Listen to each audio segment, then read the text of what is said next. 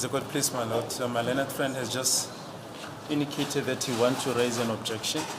I don't know what the nature of the objection is. Advocate Gomez.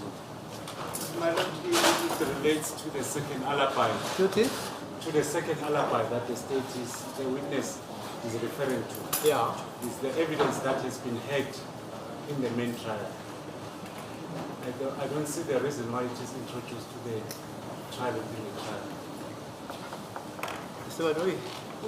Well, my lord, the witness linked this to the defenses that were proffered by the accused, that after all the defenses had basically fallen flat, he then decided to make a clean breast of everything, my lord. We submit that that evidence is admissible, as it shows that after the accused had realized that all his defenses have fallen flat, he decided to come clean.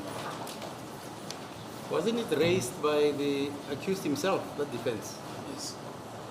Indeed, that's what the witness said. That's what I understand, Mr. Mgomezulu, that it was raised by the accused person himself after having proffered the first defense, which was an alibi, which, according to this witness, proved unsustainable. And thereafter, according to Mr. Brigadier Ginanda, I think it's Mr. Ramosepidi, then proffered a second alternative to say they can check the defense which is proffered by the accused, when he says that on that very day, on the 26th, he was in Nongoma and he transacted a Capitec account. I think it's admissible. I was under the impression that evidence was led in the main trial. No. Before we... This witness was not in the meantime. Yes. Okay. And yes, my lord, I remember it's a fact that he was not on the main trial. Yeah, quite. But the evidence that was put in the form of a version was in the main trial. Yes, quite. Yes. Quite. But since we started with the trial within the trial, nothing has been said on all the state witnesses relating to the second alibi of accused number. No, you're right. Yes. It's the brigadier who's mentioning it. And he mentions it in the process of, I don't know, the state trying to show that that alibi, the first and the second alibis, were not sustainable. We can argue that. Yes, No, still entitled to argue. Okay, but at this stage, I think it is admissible. God, please. Okay. As a court, please, my lord. Brigadier, you referred to the entries from Primrose Police Station, which serve as Exhibit QQ before this court. Do you have the original entry there? That is correct, my lord. I do have the original OB, and I did refer to those entries, my lord. Yes. Thank you. Then you also referred to the clocking records of the accused, which serve as Exhibit DD in the main trial, as well as the leave of absence of accused number 2. Just want to show you Exhibit DD.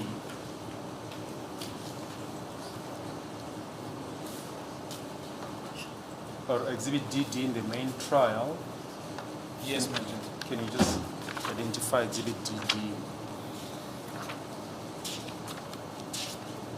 Yes, my lord. These are the clocking records in Exhibit DD in relation to accused number 2, as well as his picture is depicted on the front page, my lord.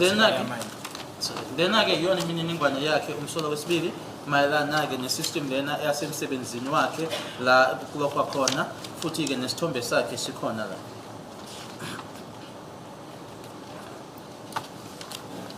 As a court, please, my lord, we don't have Exhibit DD in the trial within a trial. We just request that it retained its status as Exhibit DD in the trial within a trial. Okay.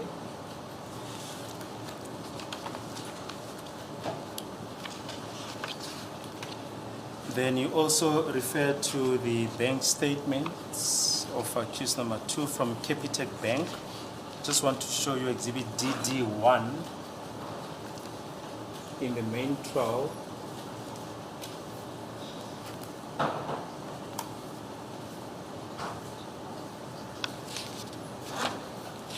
Can you identify Exhibit DD1?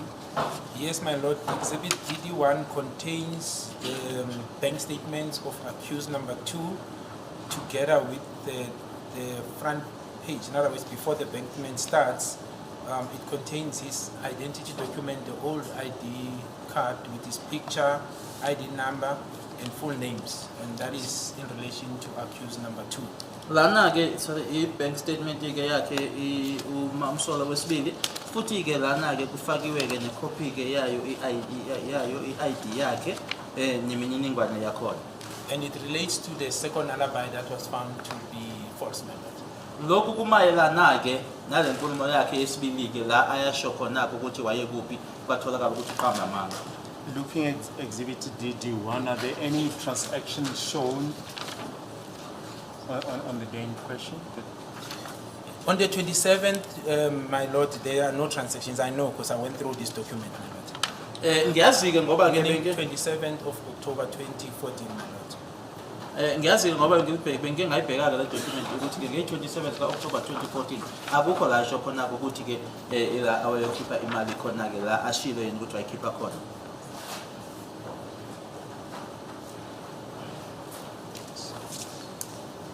Thank you.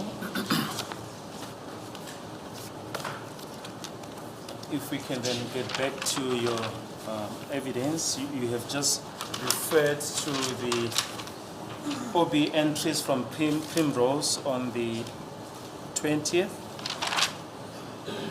Is there anything of importance that happened on the 21st? Yes, my lord. So perhaps on the 20th, yes, I can confirm. Maybe let me start on the 20th, my lord, that he was indeed received, as I alluded in my evidence before, as per this OB now from Primrose. The time is 04:30. That's when he was received from Primrose. I mean, at Primrose SAPS from Pukeng, my lord. So that is the first entry at 04:30. Lana ke ngazo i20 lezo ke isikhathi ke 04:30 ila amukelwa khona ke police station yase Primrose ebuya ePhukeng. Then, my lord, on the 21st of June 2020 at 22:50, he was then charged, in other words, formally charged in preparation of his first appearance in Pukeng court. So he was charged by Sergeant Mohane, and the time was 22:50 with OB reference number 2029. Lana ke okwesibili ke ukuthi nge21 zika June 2020 isikhathi ke u22:50 ila khona ke manje esecharge khona ke uyena uSergeant Mohane incwadi ke number yayo ke iOB. Okay, sorry. 2029 is the number yeOB. Yes. And he was charged, my lord, in relation to the what do you call it? The Pukeng matter, possession of unlicensed ammunition. Lana ke amaqala wayewathwesa ngomicala awayethwesa ilelo lokutholakala ke nezinhlamvu lasePhukeng. Then, my lord, on the 22nd of June 2020 at 7:15, under entry 20665, he was booked out by Sergeant Mohane for court, in other words, to make his first court appearance in Thabang, that is the jurisdiction of Pukeng, my lord. Base kuthi ke ngazo i22 ku June 2020 isikhathi ke u7:15 ila akhishwa khona ke uyena uDetective Sergeant Mohane ukuthi ke ayobingelela ke imantshi eThabane ke ingaphansi kwayo iPhukeng. And I can confirm, my lord, that indeed he did appear, because I had an opportunity to see the charge sheet. He did appear and he was remanded into custody for a further date, but he did make his first appearance on the 22nd of June 2020. kodwa ngakusho-ke ngesiqiniseko ukuthi ngazo i-22 zikaJune ku-2020 impela-ke wayibingelela-ke imantshi okokuqala khona eThabani ngoba-ke i-charge sheet ngayibheka kusho ukuthi ngakubona lokho. Just want to show you exhibit RR.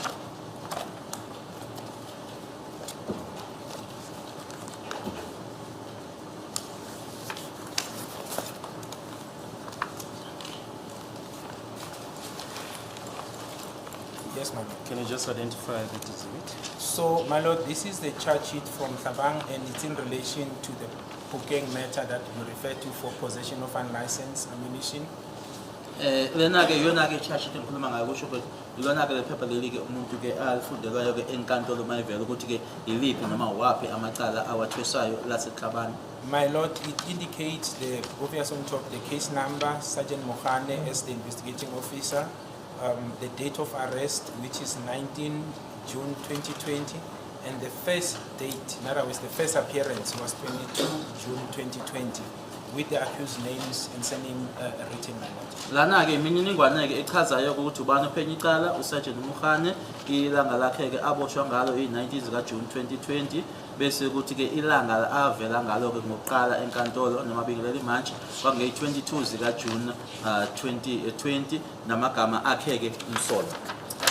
My lord, I can further confirm that other than this, I do know that on the 22nd, I had to wait for Sergeant Mohane and accused, two in particular, because one, we needed to do the teeth, the cable, the teeth examination, the dental examination with a doctor that side, as we were suspecting that he may have a gold teeth incision. That was the first part. The second one, it was the day when I obtained, as I said, on the 19th, I spoke to Mr. Mulder, but the final, the actual disposal of the affidavit was concluded on the 22nd of June 2020.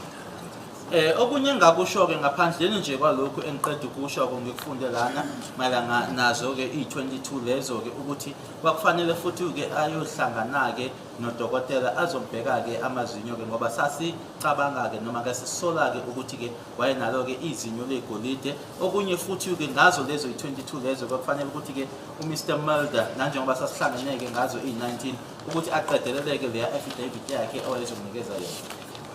Yes. Yes.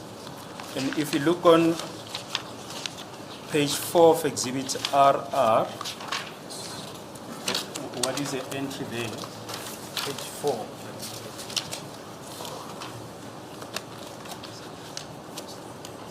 So it's written, my lord, accused number 1, or defense. It says first, my lord, defense for accused number 1, Mr. Mjiako, and then it goes further to mention that it's digitally recorded. No, sorry. The entry by the magistrate. The entry by the magistrate. Yes, the date to which the matter was postponed to on the 22nd. Is it now on page number 4? Yes. So it says request, Mr. Mjiako requests postponement to 3 August 2020 in discussion with DPP before apply for bail. Okubhaliwe-ke lana noma kwabhalwa iyona-ke imantshi ngalo lelo langa lelo-ke ukuthi-ke nesicelo-ke esenziwa noma umnumzana uMjiyako uyacela-ke ukuthi icala lihlehliswe 3/08/2020 ukuze ukhulumisane-ke nabashushisi noma abengamele ezoshishisa ngaphambilini kokuthi-ke enze isicelo sebail. I'm sorry, my lord, you just shown the correct entry there by the magistrate. All right, it says adjourned to 29/06/2020, legal aid in custody, no bail. Lana-ke okubhalwe umantshi-ke ukuthi icala lihlehliswa-ke lihlehlishwa i-29 June 2020 kwabhalwa-ke legal aid uzogcinwa-ke esitokisini akana bail. And the date of the appearances, my lord, is the 22nd of June 2020. Futhi ilanga-ke avela ngalo noma abingelela ngalo imantshi i-22 June 2020 in relation to accused number 2. sikhuluma ngaye-ke umsolo wesibili. You mentioned that accused number 2 had to undergo dental examination on the 22nd of June 2020? Yes, that's what I said, my lord. Ngishilo ukuthi ngazo i-22 lezo kwakufanele ukuthi ahlanganeke nodokotela wamazinyo. Have you seen that report? Yes, I've seen it, my lord. I had sight of it. Ngubonile-ke noma ngawubona-ke lowo mbiko loyo. Just want to show you exhibit VV1, which was actually handed up by the defense.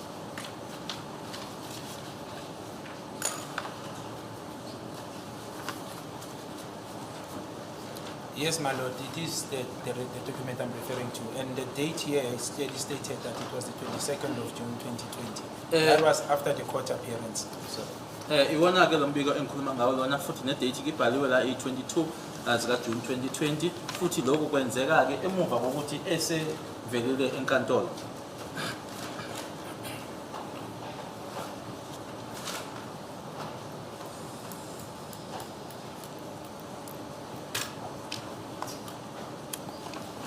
You've mentioned that you've had sight of this exhibit. If you look on page 2, even if it was an oral examination, were there any injuries noted? no, absolutely none, my lord. Noma-ke lana-ke owayekuyeleke ukuthi-ke noma wayeyohlangana nodokotela wamazinyo-ke kodwa-ke akukho okubhaliwe ngokuthi mayelana nokuthi-ke wayelimele. Thank you. Then after the 22nd, what happened further? Yeah, so what I recall, my lord, he was then, I think, transferred for further detention at Pretoria North SAPS. That is now from the court appearance. Engicabangayo ukuthi okwenzeka-ke manje ukuthi uma seqedile-ke ukubingelela-ke imantshi noma ukuvela-ke enkantolo wase endluliselwa-ke ePretoria North ukuthi ayogcina khona lapho. Then, my lord, on the 23rd of June 2020, I received a call from the police station where when our accused two was detained, where I was informed there's an attorney who wants to consult with him, and they wanted to check if they should allow such a person. Kwase kuthi ngazo i-23 ngathola-ke ucingo-ke elubuya e-police station. Police station leyo-ke awayekuyona umsolo wesibili. Bengitshela-ke ukuthi kwakunommeli owayefisa ukuthi akhulume naye-ke babefuna nje ukwenza-ke isiqiniseko sokuthi-ke bangamvumela yini ukuthi akhulume naye. I advised them, my lord, to allow this person to consult with accused number 2, and that I will be making my way just to confirm the status of this individual, my lord. Ngase ngithi kubona-ke abamvumeleke loyo muntu loyo ukuthi akhulumeke naye umsolo wesibili. Mina-ke ngizoza-ke ngizoqinisekisa nje ukuthi-ke ubani loyo muntu loyo. Just a minute. Do you remember as to from whom this call emanated? No, I don't remember, but it was members that were in charge of the cells, where the reporting for consultation will normally be arranged. And this request, my lord, was not unusual in light of the fact that we're under COVID lockdown. So there were restrictions in terms of visits. So, I said, look, they must make an exception because it is a legal visit. Lana-ke angisakhumbula ukuthi kwakuwubani-ke owafona kodwa ilabo-ke abaphethe-ke kuma-cell ngoba-ke kufanele ukuthi benze ila khona-ke umuntu uma eyoconsulta akhulumisana khona nabantu futhi lokhu kwangasiyona-ke into engavamisekile-ke ngoba-ke sasingaphansi kwayo-ke i-lockdown ye-COVID.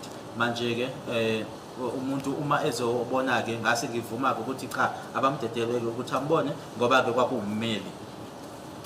Yes. My lord, I arrived there, I think it would have been after an hour or 1.5 hours because I was a bit far from Pretoria North, and I found accused 2 with a gentleman who identified himself as Mr. Mjiako, Togozo Mjiako, as his attorney. Ngafika-ke lapho ngathi nje emuva nje kwehora noma ihora-ke elinesigaba ngoba ngangikude-ke ePretoria North. Uma ngifika khona lapho ngathola-ke yena-ke umsolo wesibili ekanye-ke nalo mlisa owayichaza nanjengoNtokozo Mjiako.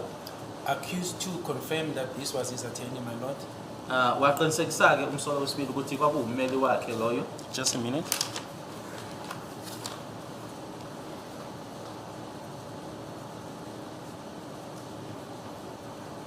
Now, what time did you arrive at the police station?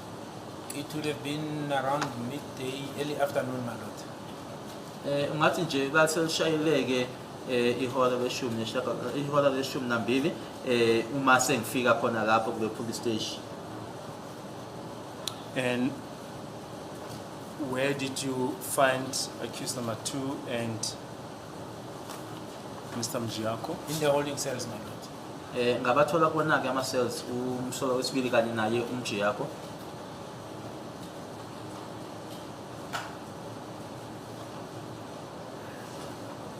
Where in the holding cells? There is a space where normally, my lord, they will take fingerprints or legal practitioners will sit and consult with clients. So, but it's part of the holding cells. Ikhona indawo la khona-ke bathatha khona-ke ama-fingerprints noma la abameli bazohlala khona-ke bakhulumisane-ke nalabo ababamele kodwa-ke kuyingxenye yama-cells.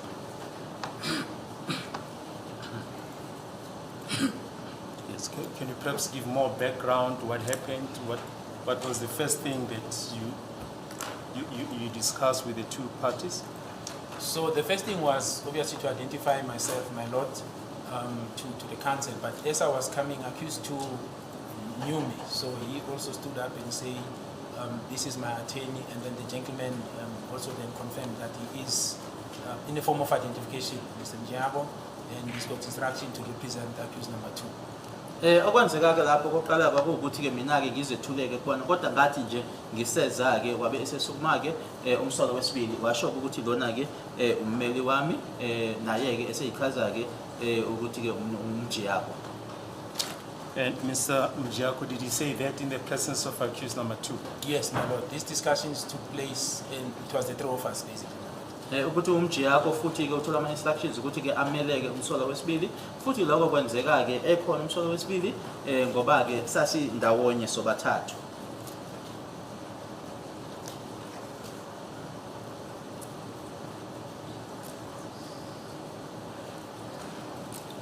And what was accused number 2's reaction when Mr. Mjiako said he has instructions to appear for him? No, he acknowledged. In fact, at that stage, my lord, accused number 2 already indicated to me that this is my attorney. So Mr. Mjiako's assertion or statement of saying I have instructions to represent accused 2 came after accused 2 said this is my attorney. uMjiyako yena ungathi nje wayesenikeza-ke isiqinisekiso kuloko ngoba-ke umuntu owaqala washo kwakuwumsolo wesibili owasho wathi-ke lona-ke uMjiyako owummeli wami. Uma ngabe uMjiyako eseyichaza-ke yena-ke ubesenikeza manje isiqinisekiso kuloko osokushiwe umsolo wesibili. Yes. My lord, I then asked him to Just remember to mention the parties, there are 2 persons involved. You say him, who are you referring to? I'm referring to Mr. Mjiako. So I then asked him, my lord, to give me some form of identification to confirm if indeed, with greatest respect, if he's an attorney, because it was the first time I came face to face with him, and I've already identified myself by showing my appointment certificate. So I asked him to provide me some proof of such. Ngamcela-ke uMjiyako-ke ukuthi-ke angibonise noma ngikhombiseke into engaba ubufakazi-ke bokuthi impela-ke ngingakusho-ke lokho ngokuthi ngingamhloniphike ukuthi angitshengiseke ukuthi ngempela-ke wayewuyena ummeli ngoba mina-ke ngangisengimtshengisile-ke elami ikhadi ukuthi ngiyiphoyisa. My lord, Just a minute.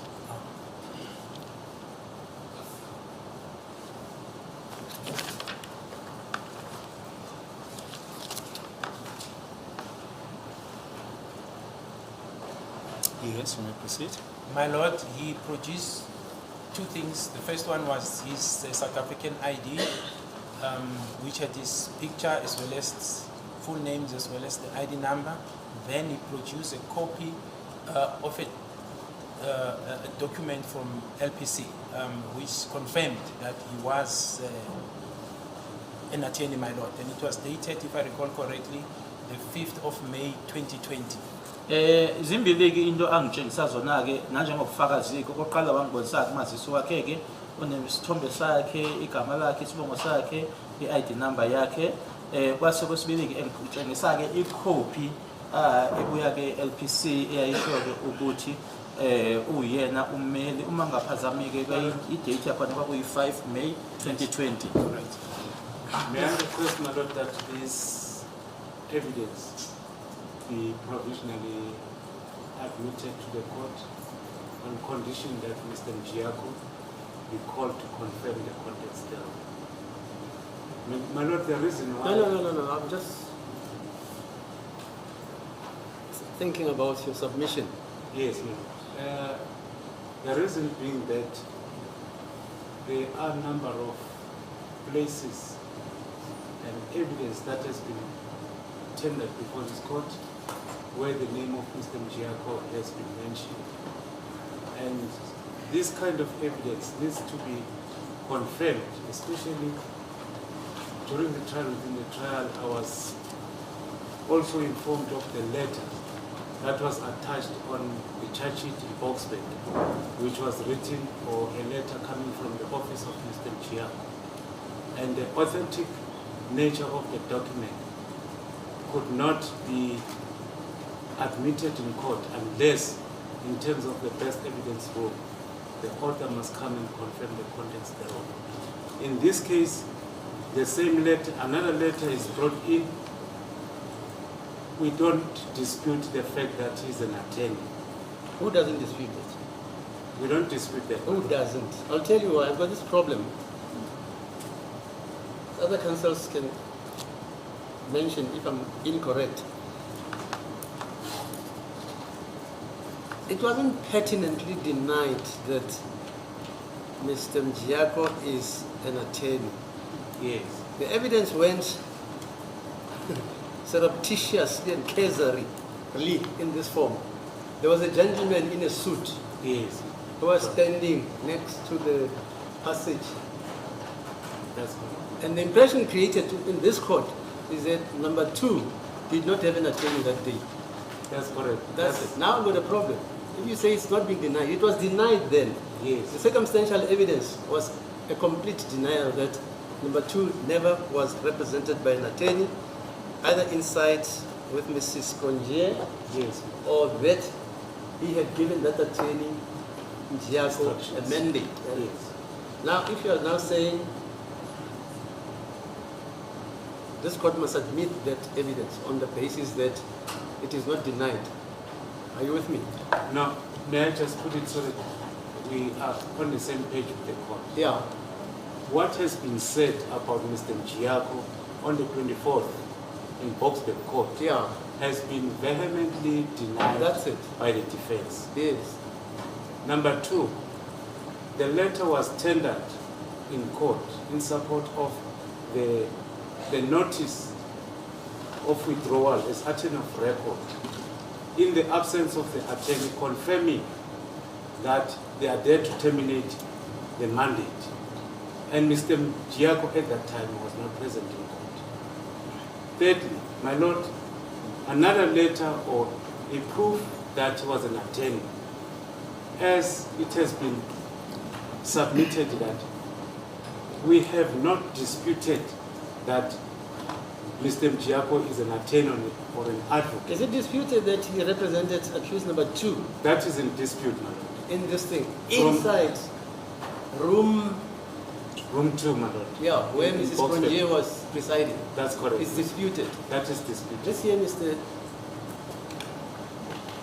Baloyi. Mr. Baloyi. To start with, my lord, my learned friend refers to a letter which he says we've tendered as proof of the fact that Mr. Mjiako withdrew from record. That letter forms part of the proceedings.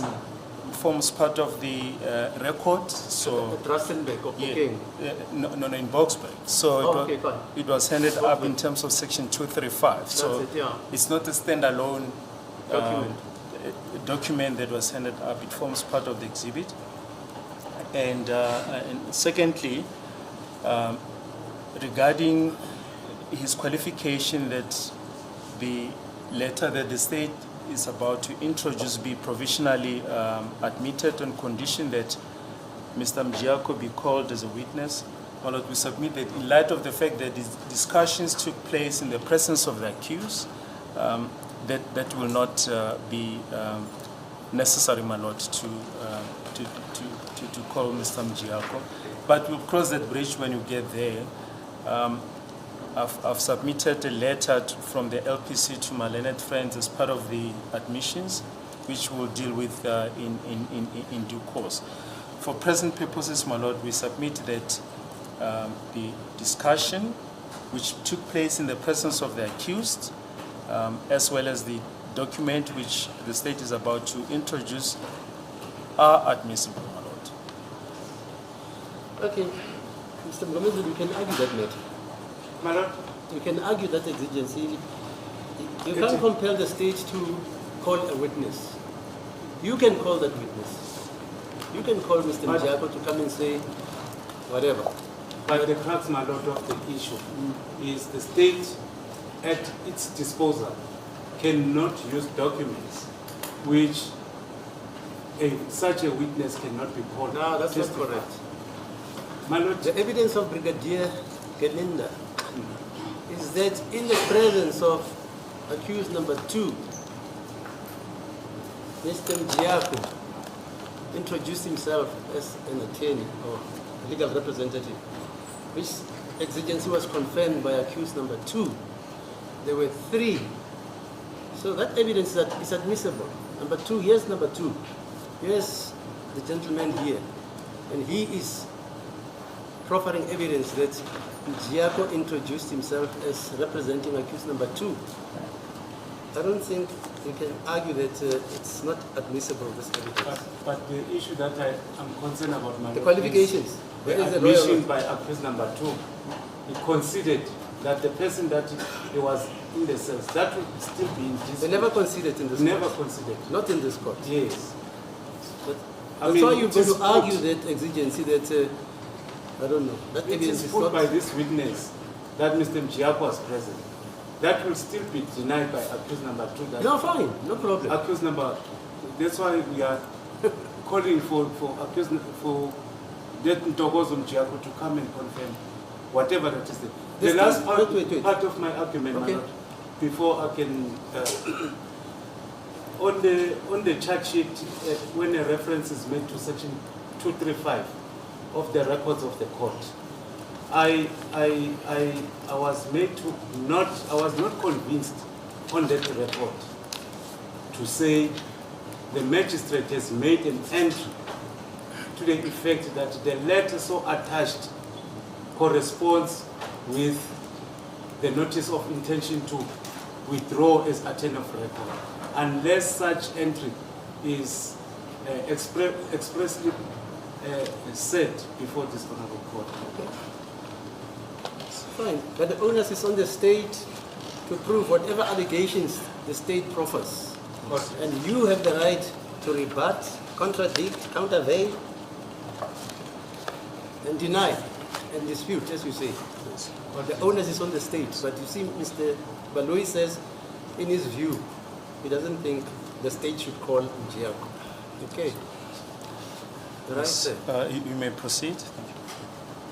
Yes, my lord. So he then gave me, my lord, so those two things. So I could confirm that in the letter, his ID number, South African Identity Document number, was reflected there. I took the document and I left him to say he can carry on with his consultation while I was making inquiries through our agencies to confirm the authenticity of him being an attorney. Such was confirmed to me, my lord. Okwenzeka-ke manje-ke nanjengoba sengishilo ukuthi uMjako unginikile-ke lokho kubili-ke kwakuyi-ID yakhe-ke kanye naleli phepha-ke elibuya kwi-LPC eshoyo-ke ukuthi uwummeli ngase ngimshiya-ke ukuthi aqhubekeke naye-ke umsolo wesibili-ke mina ngathatha-ke idocument lena-ke ukuthi-ke ngenzeke ngixhumaneke nabathize ukwenza-ke isiqinisekiso sokuthi ngempela lo muntu-ke uyena ummeli nanjengoba esho nanjengoba futhi naleli phepha lisho-ke ngakuthola-ke ukuthi ngempela-ke kwakuyena ummeli. You say you look at his ID, which had his picture and names. What were the names on the identity document? I know Dominic, if I recall, my lord, Dominic Ntokozo Mjako, as well as the South African ID number, the 13-digit number. Engikukhumbulayo-ke kumagama akhe-ke ngikhumbula uDominic Ntokozo Mjako kanye futhi nayo-ke i-ID number yakhe-ke le number-ke enama-digits awu-13. And this number that is reflected on the paper corresponded with the one contained on the South African ID, my lord. Futhi-ke inumber lena-ke i-ID number le eyayikhona-ke kule document anginikeza yona-ke kwakuyi-ID number-ke ekuyiyona le ekhona-ke kumazisi wakhe. I just want to show you document exhibit YY. Can you identify that exhibit? Exhibit what? Exhibit YY is the Oh, document YY is the that other- we handed up yesterday. Okay. My Lord, indeed, it is the document I referred to, dated 5 May 2020, from the Legal Practice Council. Ilona-ke le document ebengikhuluma ngalo-ke elinale date ewu-5 May 2020 elibuya kuyona-ke i-LPC ekuyiyona-ke isigungu lesi-ke esibhekene-ke nabameli. Can you just put the contents on record? So it says, so on top, my Lord, that is the address for the National Office, Thornhill Office Park, Building 20, 94 Becker Road, Voma Valley, Midrand. There's a telephone number. On the right-hand side, my Lord, it says Legal Practice Council. And then in bold, it says confirmation of enrollment with the Legal Practice Council, dated 5 May 2020. Then it says to whom it may concern. Please note that as per records held by the Legal Practice Council, full name, Dominic Ntokozo Mjiako, ID, I will not mention his ID number, my Lord, but it's depicted here, is on the practicing role of legal practitioners. And then it's signed by Charity Nzuza, Executive Officer, my Lord. Ilona-ke le phepha-ke lifundeka ngale ndlela-ke kunekheli-ke laphayana le-National Office ese-Thornhill Office Park, ku-Building 2094 Becker Road, Vona Valley, eMidrand, kune-number-ke laphaya, kwase kubhalwa-ke i-Legal Practice Council, nalapho-ke kubhaliwe-ke futhi ukuthi-ke isiqinisekiso-ke lesi sokuthi-ke ngempela-ke ukhona-ke kumkhomanhluku noma-ke kwi-Legal Practice Council, ibhaliwe idate yange-5 May 2020. Sicela-ke niqapheleke ukuthi nanjengama-record esinawo-ke thina siyi-Legal Practice Council, amagama aphelele uDominic Ntokozo Mjiako, ibhaliwe i-ID number yakhe, ukuthi-ke ukhona-ke kuhla lwabameli lokubizwa ukuthi legal practitioners, kwasayina yena-ke uCharity Nzuza oyi-Executive Officer. The name of the chairperson of the Gauteng chair of LPC, is it reflected on the document? Yes, it's, so my Lord, there are two names, but where they signed is the one that says Charity Nzuza, who is an executive officer.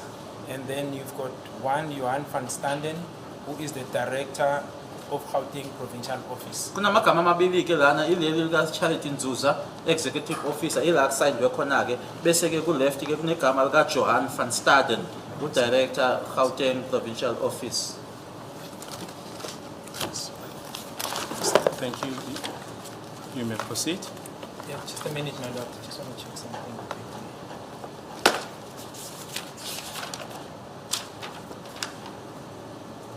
Yes, my Lord, yes. So, Mr. Van Stander, because I'm looking at the original that I was given, he also signed. It's just that on the copy, his signature doesn't look visible. But on the one that I was given, so both Mr. Johan van Standen, the director of Gauteng Provincial Office, as well as the executive officer, signed this document. Lana-ke kuleli-ke besilifunda i-copy-ke lena, i-signature yakhe uJohan van Staden ayibonakala. Kodwa-ke lapha kwi-original athi-ke uBrigadier iyona le ayinikiwe. Kuyabonakala-ke ukuthi naye uJohan van Staden wasayinda naye. Mr. Baloyi, you're handing in the original. Indeed, my Lord. Yeah, you can have it both ways. We'll hand up the original. It's Exhibit Y1, my Lord.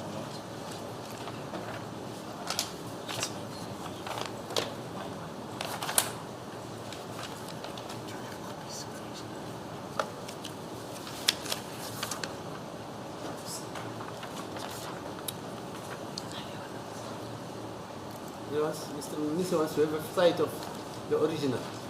That's correct. Yeah, let him show it to you.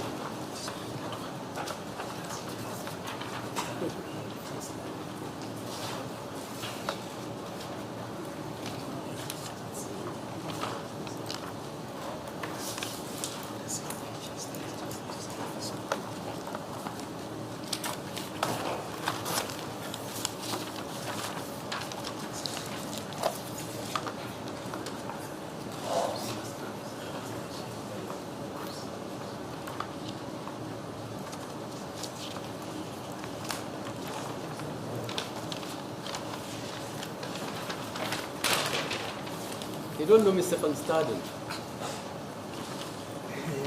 I'm just asking. He has since left LPC, my Lord, Hello? under very mysterious circumstances. You met him? No, I'm saying he has since left the LPC. Oh, is that so? Yes. in circumstances that are Mysterious. So this is YY1 and YY2, is that not so? Indeed, in fact, the signature does appear on the copy, it's just that Yeah, it was not made darker. Yeah, fine. We can just make it darker. No, but I'm saying these documents, because they are both before the courts, they would have to be YY1 and YY2. Y2 as a court please. Okay.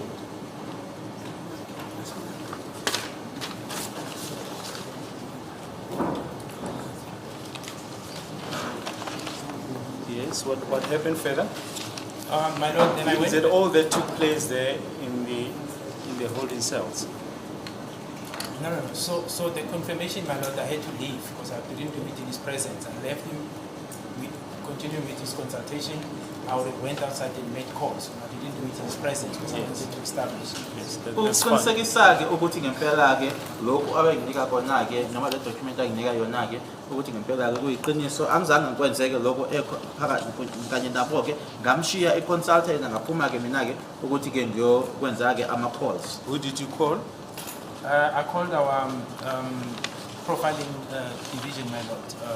It's where you profile, especially if you have an ID number, you can profile and analyze a person in terms of his profession, the picture, all manner of things in relation to that ID number.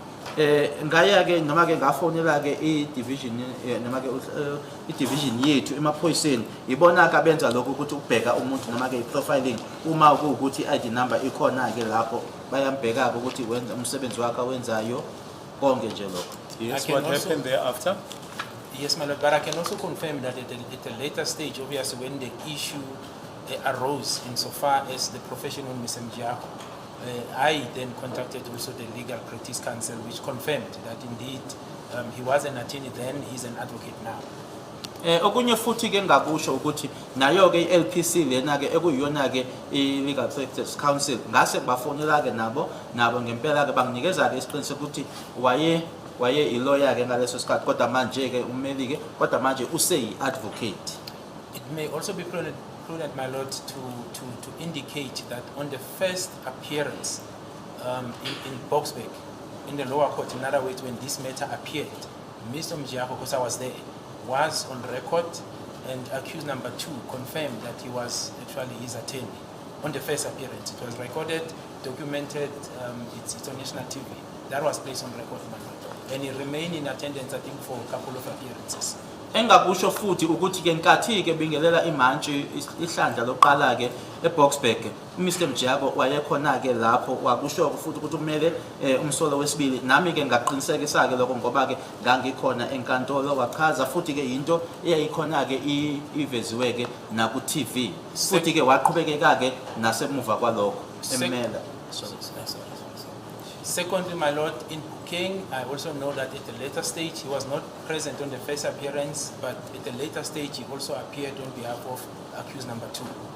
Okunye futhi engakusho-ke ukuthi ePhukeng yebo wayengekho ngehlandla lokuqala-ke umsolo wesibili ebingelela-ke imantshi kodwa-ke kwathi uma esephinda-ke ebuyela-ke enkantolo emuva kwalokho wabakhona-ke.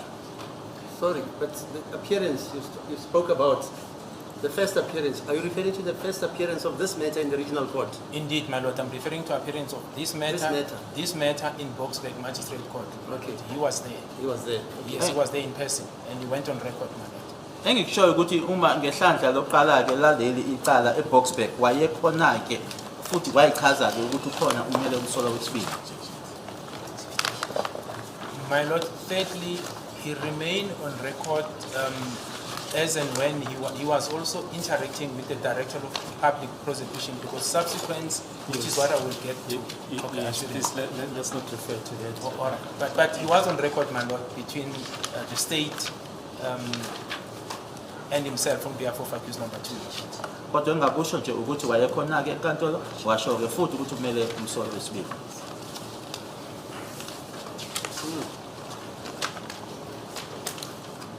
Just want to show you Exhibit EE, which the tab version of the charge sheet of the appearance of the accused in Boksburg Court on the 27th of October 2020.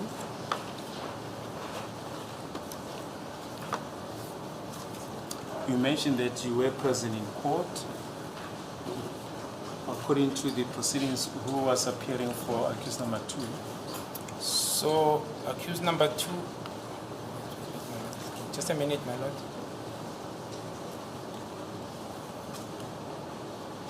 So, for accused number 2, date, my lord, is 27th of October 2020. That was the day of the first appearance. And on behalf of accused number 2, it is Ntokozo Mjiako from Mjiako Attorneys. Lana kubhaliwe ukuthi ngazo i-27 zika October 2020 ukuthi ke umsolo wesibili yena ke emelwe umnumzana uNtokozo Mjiyako obuya ke eMjiyako Attorneys. Yes, and the next appearance?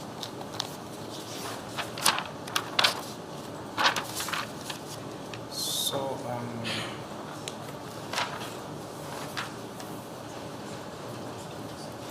just a minute, my lord, I'm going to read this.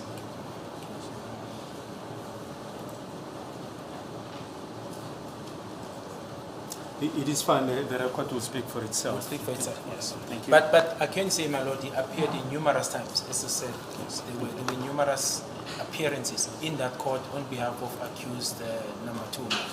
Kodwa ke ngakusho ke ukuthi ke kwaba amahlandla ke evela ke noma ekhona ke enkantolo emele yena umsolo wesibili. And it was confirmed by accused number 2 when he was asked by the court if indeed this is his legal representative. Because such questions are asked on first appearances. He did confirm, my lord.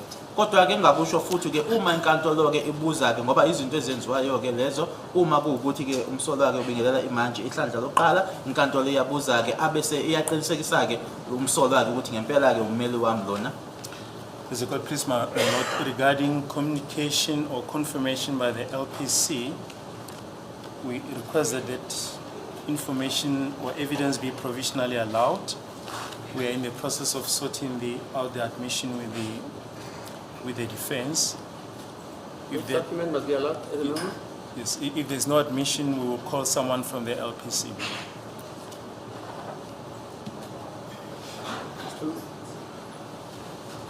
Which document are you saying? The one of the legal practitioners council? No, the information that the witness received from LPC. Oh, I see. He says he contacted the LPC Yeah. and they confirmed that he is an attorney. Okay. Is that allowed, disputed? I did not dispute that. Yeah, fine. Yes, I did not dispute that. What is the status concerning official document? I know this is not a statutory document. Yes.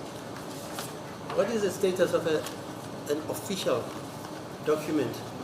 It would normally not be a problem if it's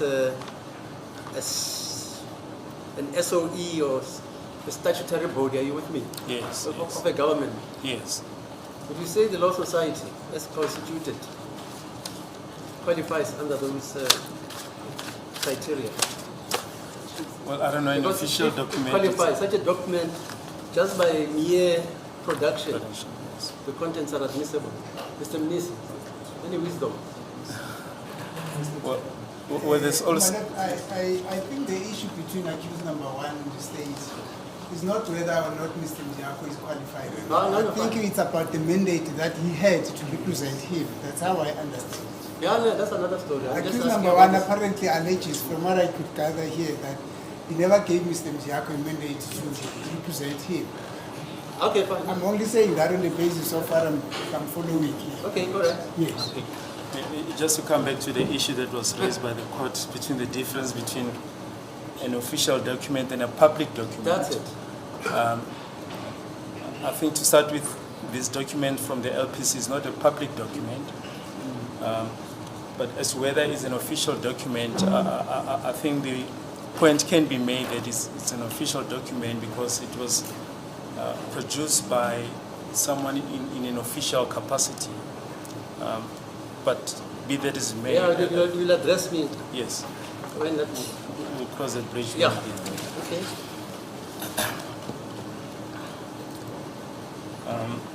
Yes, you may continue.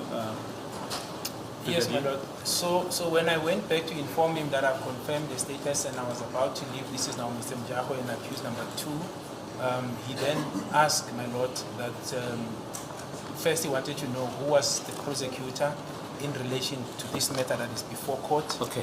Ngathi ke uma sengibuyela ke manje ke sengiqedile ke ukwenza ukuqinisekisa ke ngibuyela manje ke kuyena uMr Mjiyako kanye naye ke umsolo wesibili mase ngithi ke sengizohamba ke wasefuna ukwazi ke ukuthi kwakubani noma ubani umshushisi kuleli cala leli eliphambi kwenkantolo njengamanje. So who wanted to know who the prosecutor was? The attorney, my lord, Mr. Mjiyako. Kwakuwumeli uMr Mjiyako wayefuna ukwazi.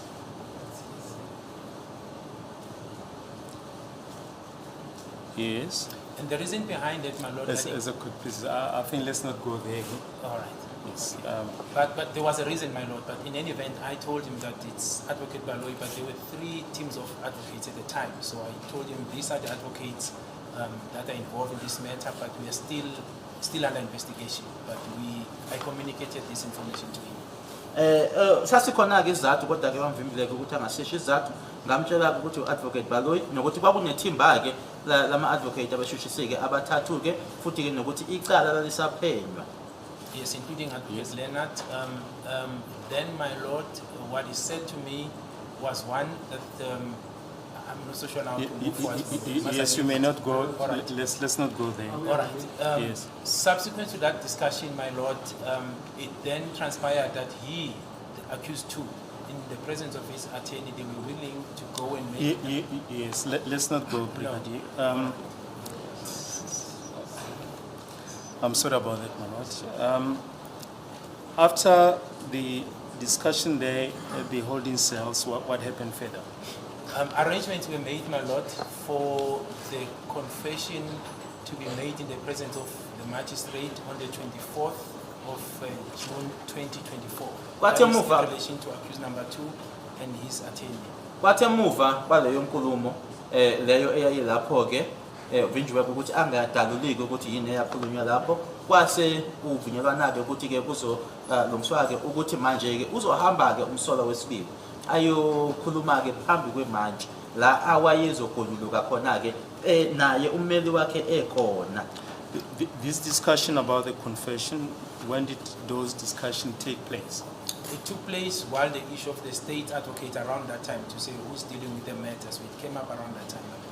Lenkulumo yokuthi ke wayizohamba ke manje ayokhuluma ke phambi kwemanje ayovuma ke yaqhamuka ke ngalesi isikhathi ngibuzwa ke ukuthi kwakubani umshushisi ophethe le case noma ekuyena ke icala le yebo ophethe le cala. What was clear, my lord, sorry, I said a bit. What was clear, my lord, there was no indication that there is a distance from, rather that accused too was distancing himself from the assertion or the statement he made from, or rather he made to Lieutenant Colonel Rapado. So it was flowing from that direction, my lord, from what I was told. Okwacaceleke ngatshelwa ke futhi ukuthi ke umsolo wesibili ke wayengayiqhelanisi ke nalokhu okwako wayesekushilo noma kwakusekukhulunyiwe ke phambi kwakhe uKolonel Rapado kwakuzoba uqhubeka ke ukusuka kuloko wayesekushilo ukuphambi koKolonel Rapado.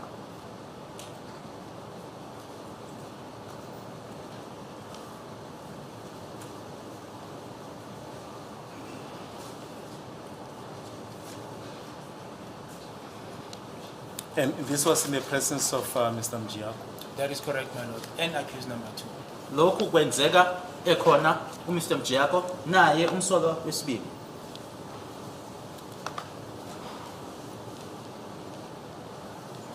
And was there a reason as to why reference was made to making a confession, another confession? Yes, my lord. It was in relation to the discussion that could not speak openly, the interactions between the accused, his attorney, and the state. That is the DPP, my lord. Certain proposals were made, which were then later formalized. Ingabe sasikhona yini kukhona yini kwavezwa okwashiwo ukuthi kwakungani ke manje ke esefuna ukuthi manje agonyuleke ke umsolo yebo nanjengoba bese ngishilo ukuthi bekhona ke lokho bengifisa ukuthi ngikusho ke kodwa ngavinjwa ke ukuthi ke ngingakhulumi ke kodwa kwakuqhamuka ke leyo nkulumo leyo ke ekhona ke umsolwa ummeli wakhe kanye futhi ke nabaphethe ezokushushisa. Yes, what happened then further?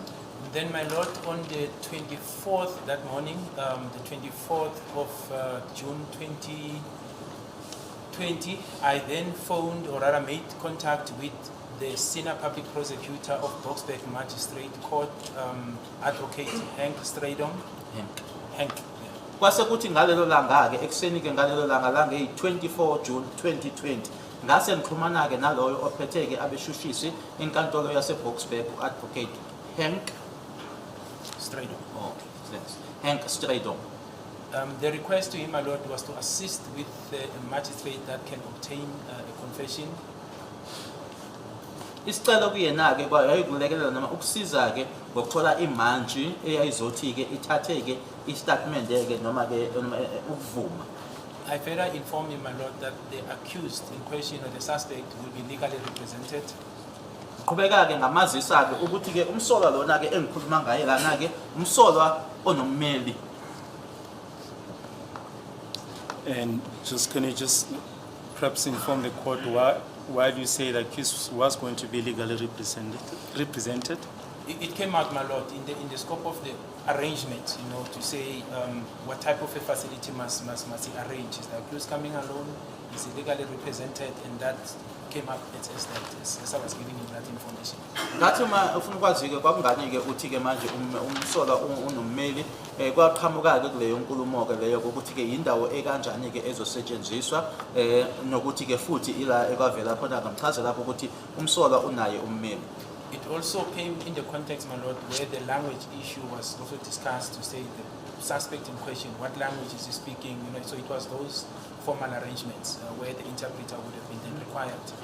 Naloko kwaqhamuka ke futhi uma sekukhulunywa ke ngendaba yolimi ke akhulumayo ke ukuthi iliphi ulimi azolikhuluma ke umsolwa nala sekuvela khona ngamaqhamuka khona ke udaba lukaTolika. My lord, I just want to ascertain whether that Mr. Strydom is also going to be called.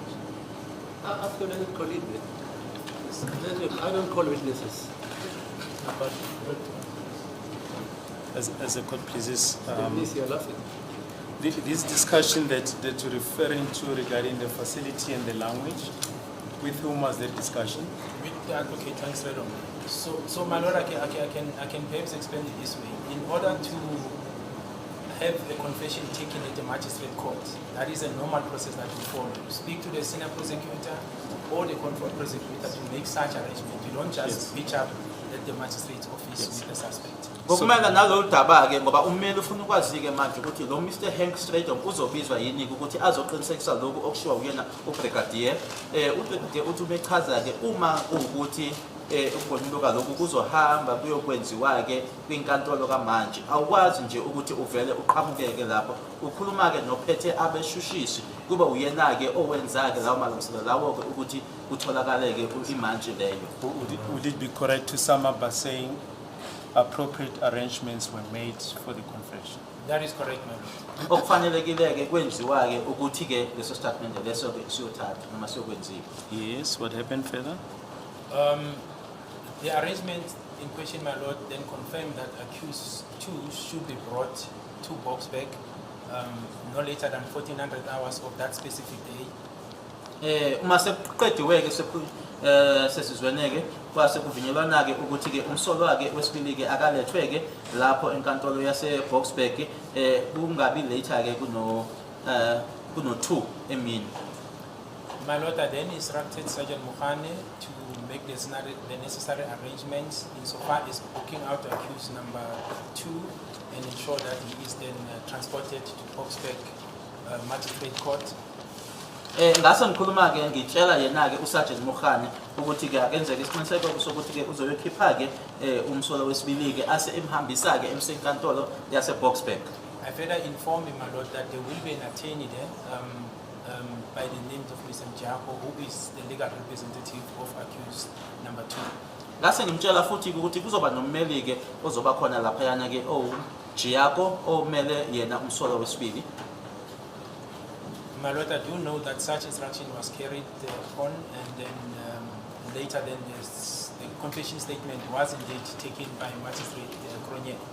Ngiyazi ke ukuthi ngempela ke wakwenza ke lokho yena ke uMukhane nokuthi futhi ke istatement leso ke sathathwa ke uyena uMagistrate uCronje. And then later given to me. Base sikuthi kamuva ke sanikezwa mina.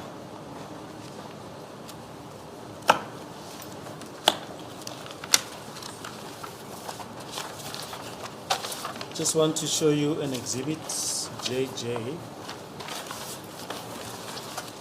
My Lord, what I also noted in that document when it was brought to my attention is that the attorney that was depicted in that document by the magistrate was the same attorney that I referred to in terms of the name and the details that I referred to earlier on the previous day, the 23rd of June 2020. Okunye futhi ke ngaqaphela lapha ukuthi ke ummeli loyana ke obhaliwe ke kule document lena ke engitshengiswayo ke manje ukuthi kwakuyena ke lo ebengimshilo ke noma bengikhuluma ngaye kulanga elindlule la nge-23 sika June 2020. Can you identify exhibit JJ?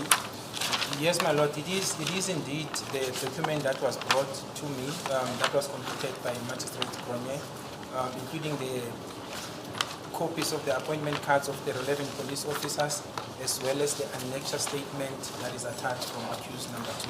Impela ke ilona ke le document leli ke elaxwasa uyena ke uMagistrate Kronye kanye futhi nama-copy ke atshengisa ke noma ke ama-copy ama-appointment certificates awo amaphoyisa ayekhona lapho kanye futhi ke naso ke istatement lesi.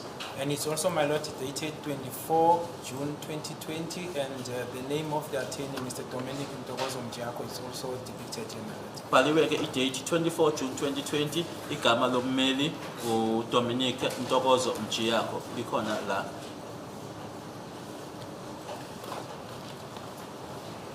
Yes, then what happened further? My Lord, after the document came to my attention, as I said, it was just an interaction with this attorney on behalf of accused 2 with the state. Emuva kokuthi ke I'm not sure how to Yes. end it because Please, there was let's a certain not go outcome there. in the end. emuva kokuthi ke le document seyihlanganise ngiyitholile ke kwaba yilapho na ke manje sekuhlangana ke ummeli kanye futhi ke nomshushisi ke ukhona ke imiphumela eyaba khona ke kodwa ngazi nje ukuthi ngiyayichaza kanjani ke.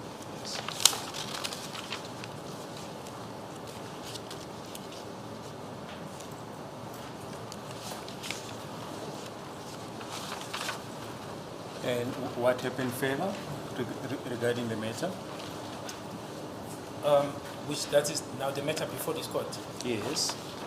We carried on, my Lord, with investigations as well to try and collaborate or see if what is contained in both confessions, in other words, the details contained in Lieutenant Colonel Rakadu's statement taken by him, as well as the one made by Magistrate Kronye. So I did an extensive investigation to collaborate those facts, and I must indicate, my Lord, that I think almost 99.9% was corroborated. Okwenzeka ke manje ke kwaba mina ukuthi manje ngihlanganise istatement lesi ke umsola owesibili awesenzile kena uKhenela kaPhatha bese ngihlanganisa manje nalesi ke asenze kena ke kuyona imanje Magistrate Kronye ngiqhubeka ke ngophenyo ke manje ngibheka ukuthi kukhona yini la okuhlangana khona ke ngasho ke ngesiqinisekiso ngithi ngisho futhi ukuthi u99.9% ngaba ke nesiqiniseko ukuthi ngempela ke kuyahlangana. We'll get to that point at a later stage. You mentioned that the docket was submitted to the Office of the Director of Public Prosecution at some stage. Correct, my Lord. Yebo ngishilo ukuthi idokodo laselidlulisela ke ku-office labeshushisi With the representations of the summary of the investigation, my Lord, evidence collected was submitted together with the docket. idokodo langahambi lodwa ke kanye ke nokuchaza ke nje ubese usho ukuthi yini ke eyenziwe kuphenywe nako konke nje lokho okwakusekukhona ke sinako ke kwakhapha idokodo. At which stage did you start engaging with the Office of the Director of Public Prosecutions? My Lord, I think at that time when in June we were already in interaction, hence I was in a position to communicate the 3 names of the legal team from the DPPs, to Advocate Mjiako.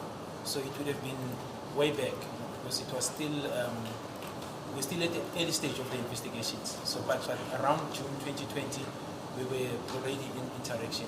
Ungathi ke ngoJune loyo ke kuyena ke u2020 sase sikhulumisana ke nehhovisi lalabo abashushisayo ke ingakho ke ngakhona ukuthi uMjiyako ngimnikeze ke amagama alabo bathathu ke ngangithi yibo bakuyibona ke ithimba elishushisayo ke icala leli ngoba ke uphenyo lethu ke lalisaqala ke ngaleso sikhathi leso. You have already referred to the fact that the Director of Public Prosecutions took a decision at some point, more or less. When was that? It was around October, my lord, because as soon as the indictment, the decision was taken to indict, I didn't waste time. I just put an application for the issuing of the warrants, which were then duly authorized. We executed on the 26th of October 2020, and they made their first appearance on the 27th of October 2020. Umshushi siyabuza-ke ukuthi ubusushilo-ke ngaphambilini ukuthi-ke ngempela-ke abashushisayo-ke bathatha isinqumo ngabe kwakunini-ke ngathi-ke isinqumo sathathwa-ke ngayo October, ngase mina-ke ngenza isicelo-ke saloku kubizwa ngokuthi-ke ama-warrant la thola khona-ke incwadi eshoyo ukuthi-ke umuntu angaboshwa noma abantu bangaboshwa. Ngempela-ke yakhishwa-ke ngazo i-26 ka-October, base-ke babengelela imantshi ngeyi-27 ka-October 2020. And just for record purposes, which office of the Director of Public Prosecutions did you liaise with? So that will be the one responsible for the North Gauteng High Court. So that is the DPP in Church in Pretoria.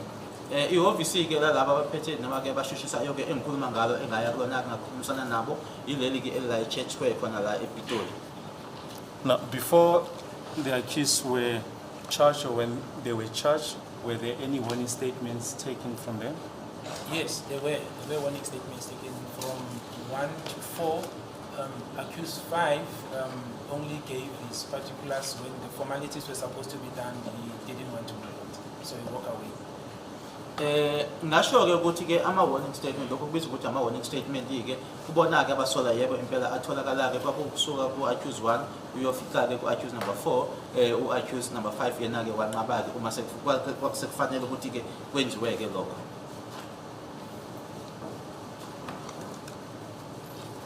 So God, please, Monot, we're just about to start a new topic. So it's nearly close to the normal court sitting time. Can we then adjourn until tomorrow? Okay. You're available tomorrow? Yes, I am. Okay, we adjourn until tomorrow. So we're not starting for 10.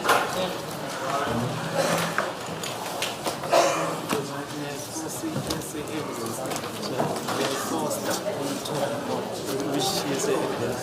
One file,